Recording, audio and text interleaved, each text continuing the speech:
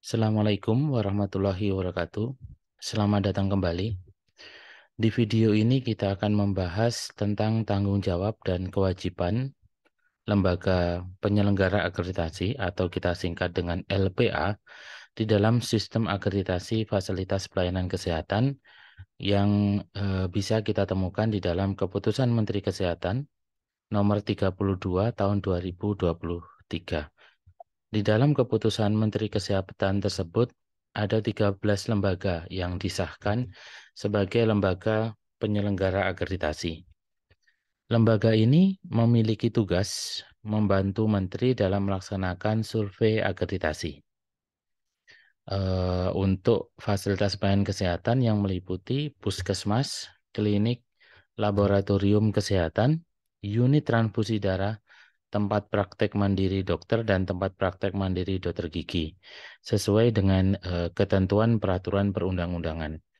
Ketentuan peraturan perundang-undangan ini dapat kita temukan di dalam Peraturan Menteri Kesehatan Nomor 34 Tahun 2022 tentang akreditasi.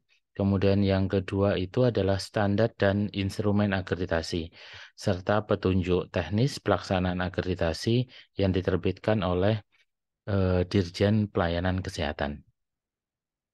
Kewajiban lembaga penyelenggara akreditasi ini meliputi yang pertama melaksanakan survei akreditasi.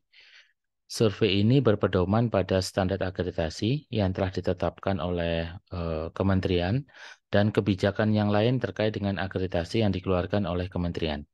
Yang kedua adalah petunjuk teknis survei akreditasi yang ditetapkan oleh Dirjen Pelayanan Kesehatan.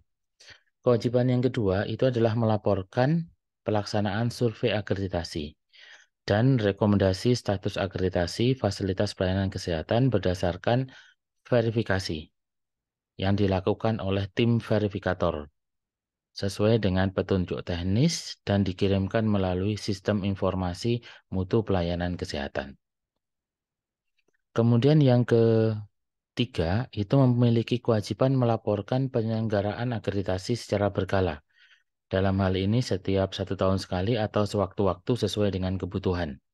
Yang keempat itu adalah terakreditasi oleh lembaga pengakreditasi lembaga penyelenggara akreditasi nasional dan internasional secara berkala.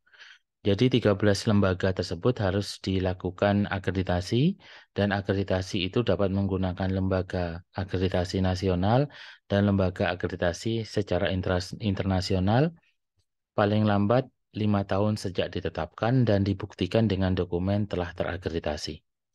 Kewajiban lain dari lembaga penyelenggara akreditasi meliputi memberlakukan tarif sesuai dengan tarif survei akreditasi yang telah ditetapkan oleh Kementerian Kesehatan. Yang kedua, mematuhi ketentuan peraturan dalam penyelenggaraan akreditasi dan tidak melakukan fraud berkaitan dengan pelaksanaan survei sampai dengan penyampaian rekomendasi penetapan status akreditasi.